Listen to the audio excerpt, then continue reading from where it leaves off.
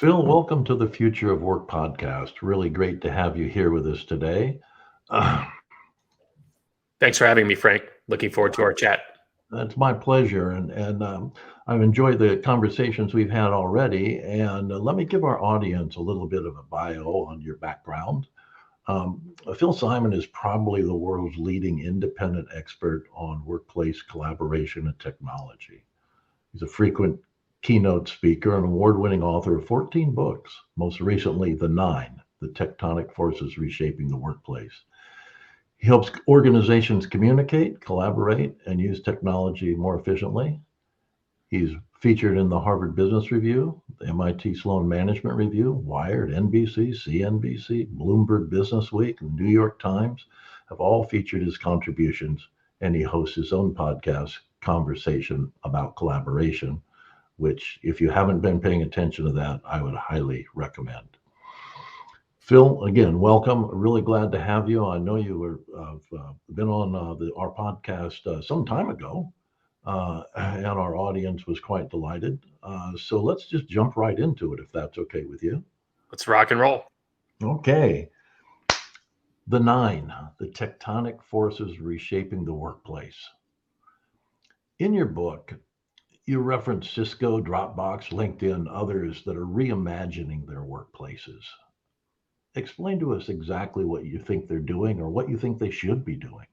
Well, those are examples, Frank, as you know, of companies that are doing things correctly and have really leaned into this future of work and hybrid. If you go back to, say, Cisco, prior to the pandemic, their New York office broke down as follows: 70% of the space allocated to individual workspaces and 30% for more collaborative ones. They've now inverted that. So it's 70% for collaborative workspace and 30% for individual. So if you're going to the office, you should be meeting with people, collaborating, brainstorming, training sessions, getting to know your colleagues, whatever. You should not be putting your head down and coding or checking email or whatever. And Cisco is also, I think, particularly interesting because the folks there were really thoughtful about sensors, about reserving rooms, even about the geometry of the conference tables. So, for example, historically, if you've gone into a conference room, there was a rectangular table. But if you are sitting at the end of that and someone is on, say, a Zoom call and the screen at the end of the room, a big Zoom room, or the hardware that Microsoft, Zoom, some of these companies make, people have to go like this. And that's not really normal to sit like that. So they created this polygon type table that would be much more natural. So you were sitting looking at someone like this as opposed to like this. So they really did some thoughtful research and spent a good deal of money creating an office really as a destination, Frank. And people will still need to go to the office. I'm a big believer that hybrid is the future. I've written about that in some of my previous books. But you need to make it purposeful. You can't expect people to be excited about going to the office if they're just going to sit on Zoom calls all day. In fact, people get really annoyed. Why couldn't I have done that from home? So it is forcing organizations to think about things in a different way than maybe the manners in which they become accustomed. But I thought that it was important in this book, just like my other ones, to provide stories and examples of companies doing these things rather than just preaching, do this, don't do that. That to me doesn't make, as a reader, for good experience. No, I agree. Cisco's interesting. They created a product called telepresence quite a number of years ago. Yep, 1998. I remember we had that when I worked at Merck and Company. It was cordoned off in the executive wing. And but I do think it was a really good training ground, if you will, for setting up some of the things that you're talking about. And some technology companies have an advantage over other non-technology companies in this regard because they have been pioneers. So what about companies that are non-technology companies reimagining their workplace? Are you seeing the same? Are you seeing them as leaders, followers, in between? Because this is the great majority of us don't necessarily work for the big 10 tech companies. Oh, I couldn't agree with you more. In fact, in the chapter on inflation, I write about how there are structural issues in the economy that aren't going to be fixed with macroeconomic policy or tax cuts. And we can talk about that later if you like. But to answer your question, yeah, I mean, the notion that you have to be Google or Cisco or Amazon to embrace hybrid and remote work is absurd. I mean, we've now seen, go back 20 years, of the prevalence of software as a service. I mean, it used to be that companies needed to spend millions of dollars on technology or systems or applications before people could use them, or they needed to hire their own IT staffs and run their own hardware. Well, thanks to cloud computing, they don't need to do that anymore. So while tech companies may be pioneers, to your point, I agree with you. That doesn't mean that we can't learn a few things from them. And the technology now is so much more affordable. Plus, co-working spaces, satellite offices, these are things that have been around for a long time. And certainly it's not something that requires any sort of programming background to take advantage of. No, I think you're absolutely right. And a person like myself that's been in business for 5.5 decades,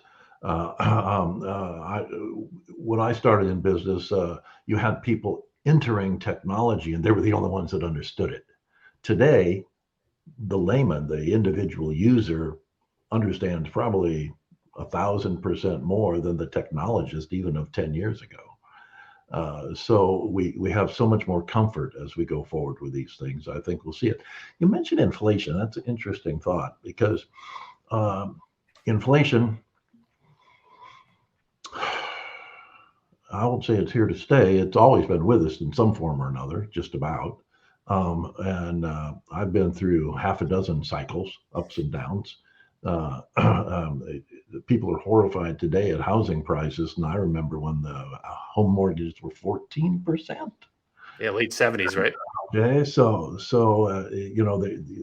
we all get used to our own reality in very short periods of time. But how do you think that's going to impact the future of work and the workplace? I understand how it impacts companies and the sales cycles of products, but how do you think it's actually going to impact the workplace as we go into the future of work? Yeah, we could talk the entire show about it, so I'll just be brief. But in so many ways, many organizations for years offered nominal merit increases of 2 or 3% per year. While inflation was 7 or 8% per year, just by staying at your company, you were receiving a de facto 5% decrease in pay. And there were organizations like my previous employer, the 4 years that I was there, didn't offer me any sort of increase. So eventually I saw my pay erode. And when it became obvious that I wasn't going to receive any kind of increase, I started wondering, could I get something else? And that's important in the context of dispersion, the subject of chapter 2, but we no longer have to move our families cross country to take a new job. We might have to commute 2 hours once a quarter to an office, or maybe once a week, but we really have made the world a lot smaller with the pandemic and the prevalence of tools like Microsoft Teams, Slack, and Zoom. So companies can no longer say we're the only shop in town. Now, there's a benefit to organizations.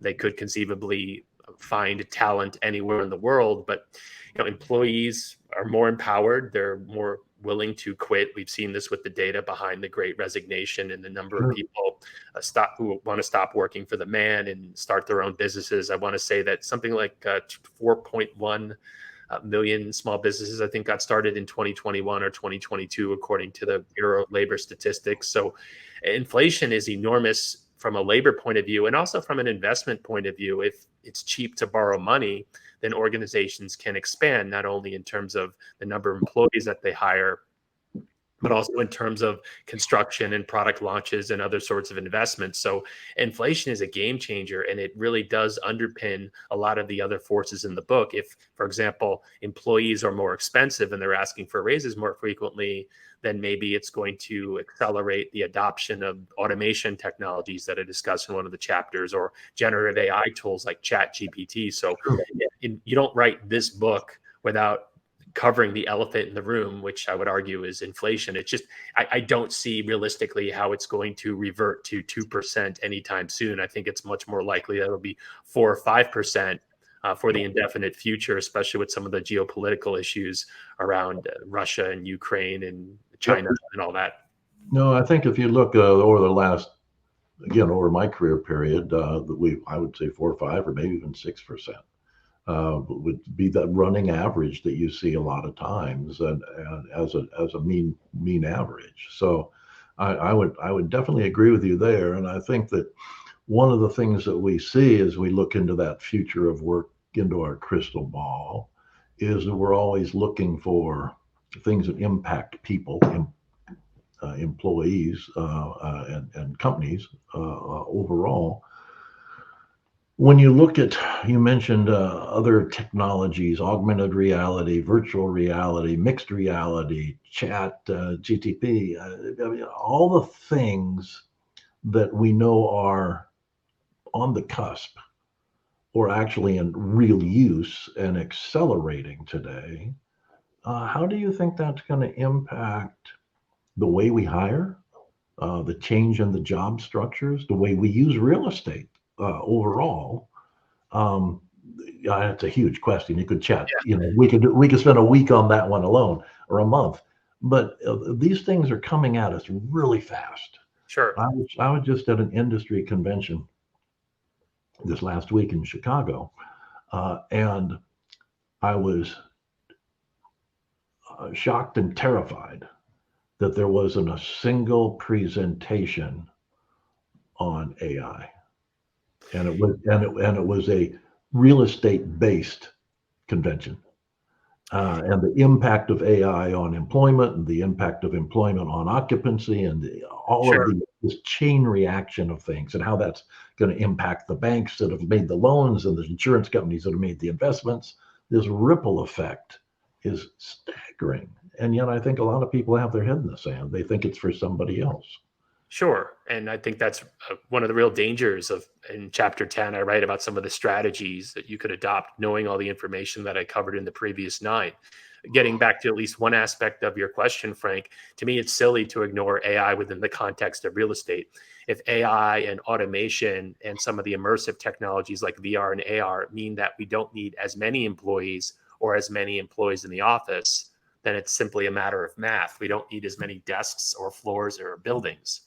So even though I want to say that office occupancy is around 50% pre-pandemic levels, and just to give some context, In utilization, in actual use, about 50%.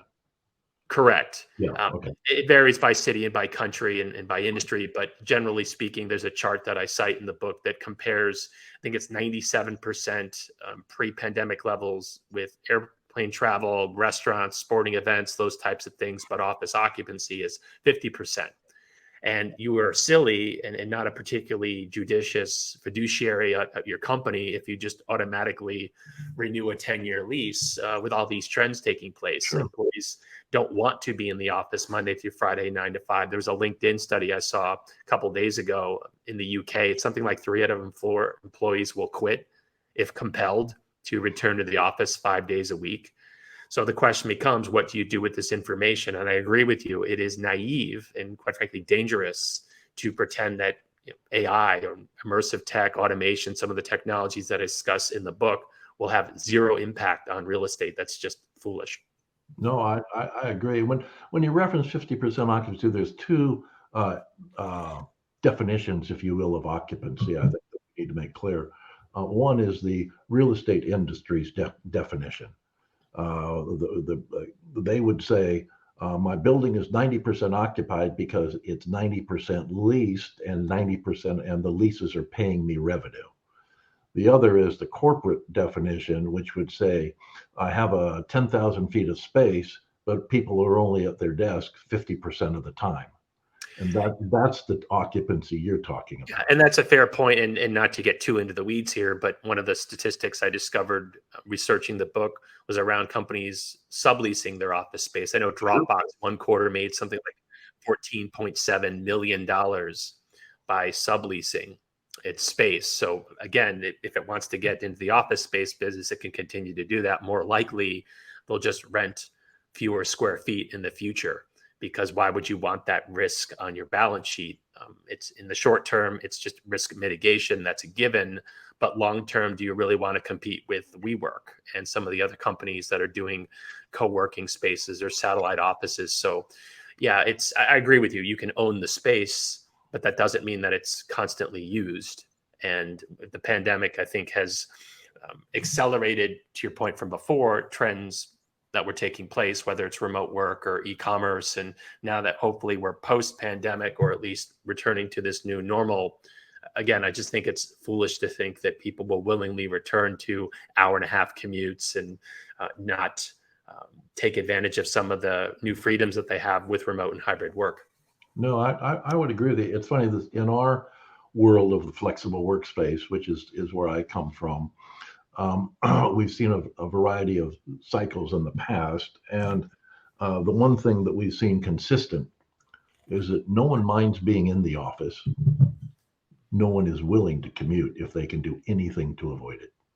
It's the Right. commute time that kills people, and Sure. they're angry about it. It's a waste, and it's a huge cost, Oh, a huge, 100%. huge, And huge yeah, burden on people. So those markets in particular that are dependent on importing their employees into the city, if you will, from 30 to 90 minutes away, London, Paris, New York, Chicago, uh, big markets that import people to work in the city and then they go home at night. Those are the ones I think that are going to be the most impacted, and that are actually going to have to repurpose a lot of those commercial buildings to lower the cost into residential, so they can lower the residential cost so that people can afford to actually live in the city that they work in. I yeah, think that's the big shift we're going to see. yeah, it's easier said than done. Some buildings are much more Much easier. difficult We're to, talking 20 and 40-year cycles here. yeah, Uh, it doesn't happen overnight. I know that some cities have already had some successes. I think Vancouver's one, British Columbia, that did some major renovation work when they realized that people will not reverting to full-time office work. But you can't just, as you know, hit a switch. And in some cases, it's read a bunch of articles on this in the Wall Street Journal and the New York Times. Logistically, it can be difficult, if not impossible, certainly expensive and time-consuming to turn a commercial building into a residential one.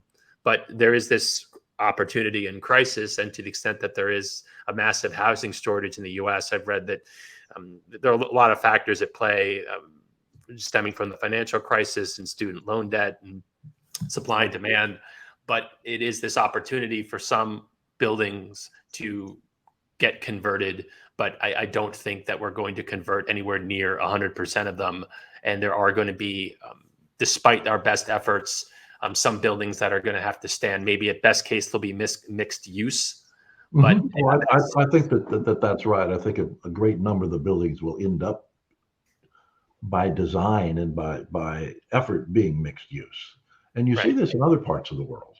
You see in other parts of the world, if you look into the Middle East as a good example, or into Asia, you see a lot of the buildings there are multi-purpose buildings and doing quite well as a result of it. So this is a phenomenon maybe that we should be paying more attention to and Oh, looking at. 100%. And not just fractional real estate, but fractional employment. In that chapter of the book, I discuss fractional chief information or operating officers, or certainly an organization like Google or Amazon needs a full-time CFO or CEO.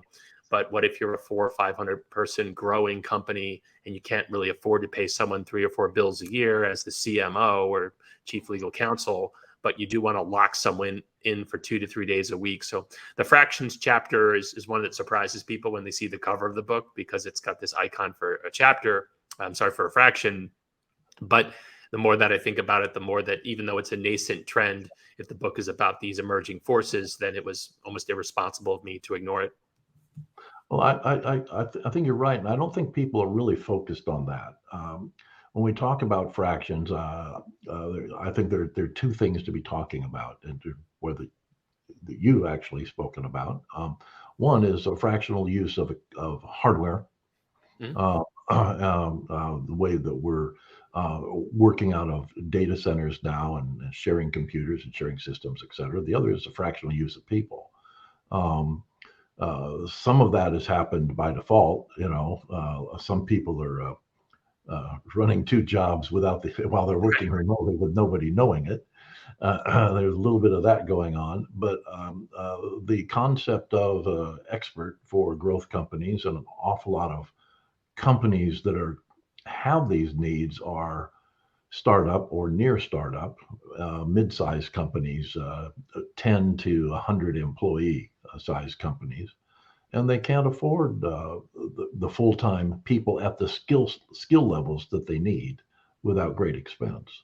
So kind of define fractional a little broader base for people, if you could. How it will impact, and how it's more than just a fad. It's a true trending structure that will stick as we go forward. Oh, 100%. A friend of mine is a fairly senior person at a consulting company here in Arizona. And on one of our walks, he said, I'd love to work 4 days a week and make 20% less. That would be ideal for me. So it's interesting that people have had this opportunity with COVID to reevaluate their lives. And not for everyone. There's certainly people who need a full paycheck, but depending on your station in life, the idea that you could work, say, for a client or a company 3 days a week and do a side hustle, just take some time off. So yeah, I agree with you in the same way that you don't necessarily need to own your own servers. You can rent them from cloud computing companies like AWS and Google and Microsoft with Azure. You don't necessarily need to hire a full-time employee any more than you need to own a full-time building or even lease an entire floor.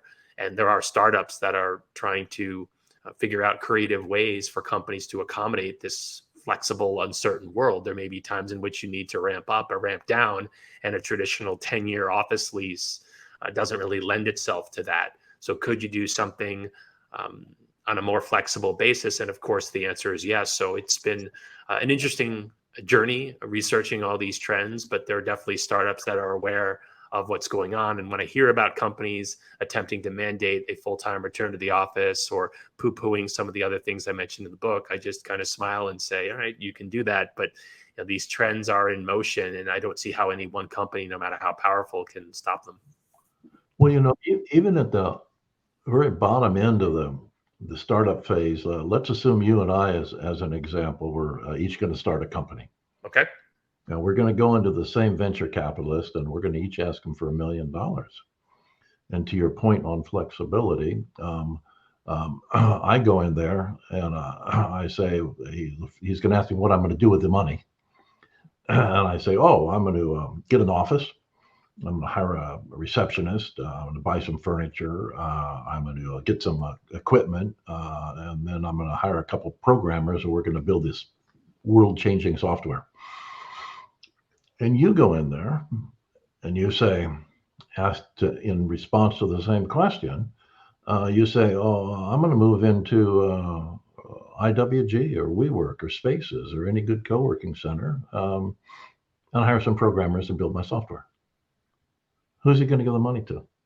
It's funny that you mentioned that, because I'm old enough to remember the days in which if you worked from home, you weren't serious. You needed to be in a proper office. And now it's like things have flipped 180 degrees. Now, if you're, to your point, spending a lot of money on an office, you could say, well, couldn't you spend that more on people and get together as needed, whether it's in a WeWork or another co-working space or even just a company retreat or something? Because I think it's insane on both ends. So I'm never going in the office as an employee. That's ridiculous. Or you can never work at home. You always have to be in the office. So to me, the future is hybrid. Work from home. WFH Research has put out for the last 2.5 years some fascinating data on attitudes for both employees and employers with respect to remote work. And last time I checked, it's about 3 and 2. So in other words, employees typically want 3 days remote. Companies are offering 2. That's not a huge chasm. We are in sort of a zone of agreement there. Let's say it's 2.5 or 3 or whatever. That's a lot different than 1 versus 4 or 0 versus 5. So I agree with you. There are lots of benefits to remote work. And certainly, as I've written about in previous books, tools like Microsoft Teams, Slack, Zoom have made remote and hybrid collaboration a lot easier. But you'll never hear me say that we never need to meet our employees in person, break bread with them, shake their hands, do some sort of cheesy icebreaker game, or grab drinks or lunch or whatever. There is something to be said for social capital. Plenty of studies have manifested the the inimical effects of proximity bias. Even though you may be working harder, you're at home, whereas I'm in the office and people think I'm working really hard, but I'm just schmoozing. I'm not getting anything done. It's natural to think that I'm the hard worker and you're not, because you're out of sight, out of mind. So, previous books have touched on those subjects. And this is why The Nine is the fourth in a series of books on the future of work, and hopefully one that makes people think, because there isn't really a simple solution. This is not a tactical book. Right on the back of the book, Right. huge letters, this is not a tactical book. So folks who are looking for listicles and top 10 lists are going to go wanting. But my favorite books are the ones that make you think. Oh, I agree. They spawn some good ideas and move forward with it. It is interesting that previously, as we look back in time, or at least as I look back in time, I say, well, what are the things that all companies need in order to succeed? Well, they have to have customers and they have to have access to capital. Today, I would say customers, capital, and flexibility. If a company isn't flexible today, and we talk about the workplace a lot, but if they don't have overall flexibility, then they won't be able to march into the future of work successfully by comparison to those that do. So whether it's people or place or technology doesn't really matter. All three of those things you have to be highly flexible on today, and make it part of your plan. Yeah, and I think that's one of the challenges, because if you look at a lot of organizations, the people making the decisions are usually old white guys like me. And if you see some of the people mandating a return to work, well, it's probably because they had to deal with 90-minute commutes. And that's just how it was, kind of like pledging a fraternity. You didn't like it when you got your ass smacked with a paddle, but damn it, it happened to you. And now it needs to happen to someone else as well. So I do think that there's this massive opportunity for organizations to steer into the skid. And that's kind of how I conclude the book. You can fight these trends, you can ignore them, you can try to get a little bit pregnant, but by effectively realizing, Frank, that artificial intelligence and automation and dispersed workforces and the other ones that I mentioned in the book are here for good, then the better off I think you are for being successful in the future. But rigidly adhering to past dogma, I think, is unlikely to result in a successful outcome. No, I would certainly agree with that. One thing that one of the things that you start off with in the book in considering, and it's critical, is the empowered employee. How empowered do you believe the employees in the workplace are today relative to the past? And by comparison, where they need to be, how they're going to stay even or become even more empowered in the future?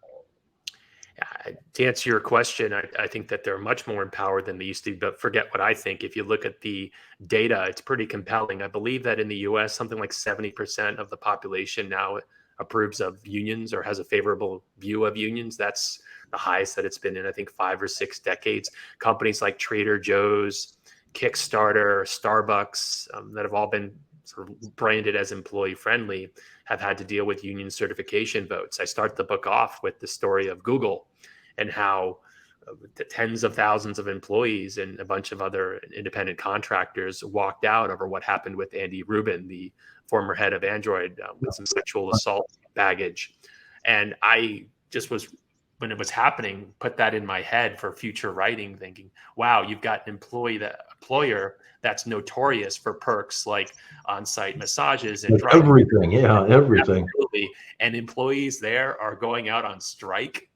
That, to me, if that doesn't scare the average CEO or small business owner, then I don't know what would. So I mean, we've seen this with the pandemic, and yes, low interest rates had something to do with it. Certainly companies like Meta and Microsoft hired like banshees and got ahead of their skis. That's one of the reasons that there have been so many layoffs now. But if we look at even some of the series, whether it's the Dropout on Hulu about Elizabeth Holmes from Theranos, or the Uber one, We Super Pumped, I think it's called, and some of the other ones, Dope Sick, about the Sackler brothers with Purdue Pharmaceuticals, we've seen a lot of these executives behaving badly, and employees notice that. And even though their CEOs may not be evil, if you couple that with some of the layoffs and some of these mandates to return to work, when by all accounts, employees have been as, if not more productive working remotely or in a hybrid fashion. I think that we've tapped into a lot of consternation among the employees in the United States and in other countries. Even in China, employees are rebelling against 996, this notion that you should work at least from 9 a.m. to 9 p.m. 6 days per week. And people aren't doing that as much. So I don't think they did that in the Middle Ages even. I'm not that old, but I'll take your word for it. Yeah, I am. I think that there's certain cultures have made absolutely unrealistic demands on their people 100%. in the name of patriotism, if you will, and put all sorts of outside pressures on people to do things that just aren't normal. Sure. Overall, when you talk about unions, and I don't want to get into union good or bad and everything, but I want to talk about timing and trends a little bit. If there's a huge employee demand, basically, and they have great security and all sorts of wonderful benefits, et cetera, do they demand more or less? It's my experience that when people have more, they demand more. They're less threatened. As we go into a period that might be recessionary again, I'm curious how many people value having a job versus having exactly the job under exactly the terms that they want, how that will play out, just because been there, done that, and seen it a few times. Yeah, it's a great unknown, and not just the potential for recession, but if you look at automation, and the chapter in the book starts. Oh, sure. All these things drive insecurity in the potential employee. And does that insecurity, do they react with it by demanding security or by towing the line, so to speak? Yeah, I mean, it's a complicated question, and there are lots of factors at play. But yes, you could make the argument that in a year, if we do enter a deep recession and AI and automation really take off, then that does reduce employee empowerment, and by extension, reduce the effectiveness of unions, or maybe it will increase the effects of them. I mean, we just don't know. Yeah. I don't pretend to wear a Swami hat and be able to predict the future. If I told you some of the stocks I sold at the prices at which I sold them, you'd go, I'm never going to listen to this guy again. But I find it difficult to believe that employees will willingly revert to pre-pandemic conditions. As I've said many times before, Frank, if COVID had been 2 weeks or 2 months, effectively it would have been a snow day. But it's been now 2+ years. Yeah, if you want to say 3 years, you wouldn't be wrong. In which case, we've really had the opportunity to ask some big, hairy questions. What does work mean? Should I be living to work? Should I be commuting 3 hours a day and not see my kid when I get home, or be too tired, or just not be present in my lives, or take care of myself, do hobbies, whatever. So I am of the belief that the pendulum will swing, but I just don't see in the next 3 to 5 years the return of a docile workforce. No, I don't know whether docile or rebellious is the right term, but the workforce absolutely is in a sense of change, and I think that the employer, if you look at the two groups as separately a little bit, because the employer is also part of the workforce, the executive teams, are going to ultimately be the ones that will be demanding change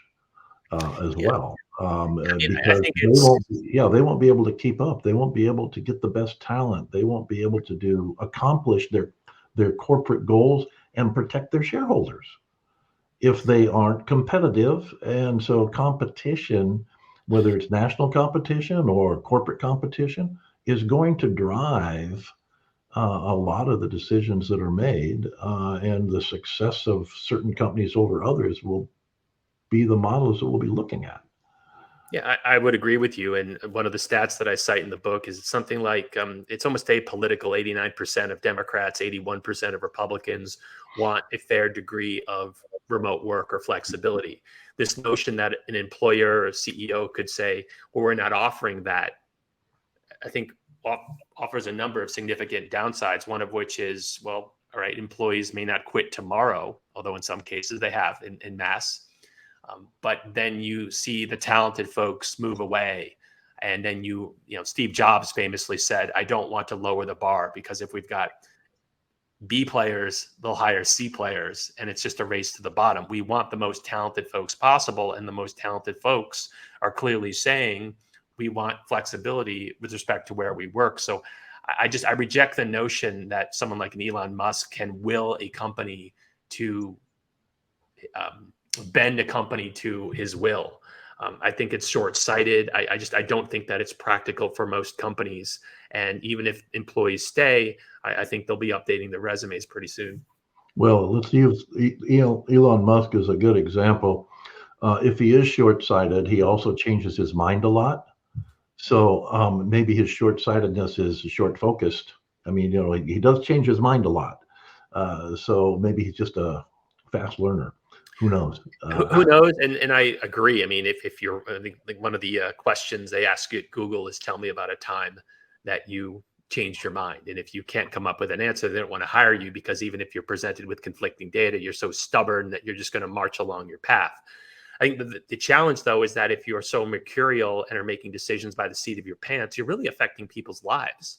Yep. So if you really want to work for a CEO who's going to wake up one day and make some sort of mandate only to reverse it again, I do think that there's something to be said for the employee-friendly organization that will have to go through the trials and tribulations, right? I'm very much a capitalist, but even in the end of the book, I write about how the Business Roundtable has formally adopted a stance that the goal of an organization should not be just to maximize shareholder profits, but to consider other stakeholders. Companies like Kickstarter and thousands of others have become B corporations and effectively codified the need not to make as much money as possible. The consequences be damned. So I think, long story short, Frank, I think that we've arrived at an inflection point. And as I write in the end of the book, do with that information what you will, but I think that the intelligent and sustainable path is to steer into the skid, embrace these trends, try to figure it out, rather than pretending that they're just going to be fads. Because I think too much has happened in too short a period of time at the beginning of COVID, and now that we're 3 years in, pretending that COVID never happened, I just think is a fool's errand. No, I would agree. I think inflection point is a good point. For us to probably sum up real quickly, as we're starting to run a little long. I think we could go for quite some time on this. So steer into the skid. I like that analogy, and I like that concept a lot, because we are going to be on a kind of a rough, rocky road for a while as we go through a period of change. One last thought you want to leave us with, Phil, that seems to be sum everything up that you'd like to? I just wanted to thank you for the opportunity, and hopefully people will check out the book. I don't expect everyone to agree with everything, analysis, synthesis, predictions, interpretations, but I like to think that it's my best work yet, and it's certainly relevant. I'm writing about things that in some cases happened last month or late February. So hopefully people will find it relevant. A lot of people know me, and they know that I'm a news freak and that I'm a current events freak, and I don't read a lot of business books. But I read the 9. I liked it. I agree with it, and I would recommend it highly. It creates good perspective on things that people haven't ordinarily thought of yet, which is the problem with most books I have read, is they're 3-year-old thinking, but the 9 is current. So I would do everything possible to recommend it. Thank you, sir. I appreciate it. Okay. Phil, thank you. We'll look forward to the next time. Take care. Thanks a lot. Enjoyed it. Bye-bye.